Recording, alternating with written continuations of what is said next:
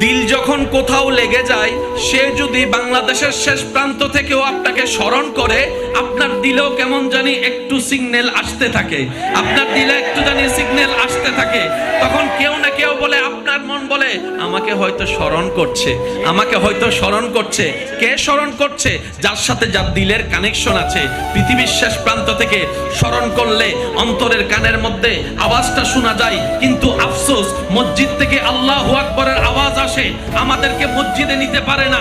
মসজিদের মিনার থেকে 5 জায়গা থেকে আওয়াজ আসে, 10 জন ইমাম সাহেব 10 জন মুয়াজ্জিন সাহেব আযান দিচ্ছে, আমাদের পথ চলাটা মসজিদের দিকে হচ্ছে না। ব্যাপারটা কি? শুনি না? না না, শুনি তো বটে, কিন্তু পার্থক্য হচ্ছে আমরা আযানটাকে চামড়ার কান দিয়ে শুনি বলে দিলটার মসজিদের দিকে যায় না, দিলটার মসজিদের দিকে যায় না। যেই দিন আযানের আওয়াজটা রবের বই নিয়ে, নবী মুস্তাফার প্রেম নিয়ে দিলের সাথে লাগাই ফেলতে পারবেন, ওয়াল্লাহি সেই দিন আপনার এলার্ম দিয়ে ফজরের জন্য উঠতে হবে না। মুয়াজ্জিন আযানের জন্য উঠার আগেই দেখবেন অটোমেটিক আপনার চোখটা খুলে যাবে আযানের টাইমে। সুবহানাল্লাহ।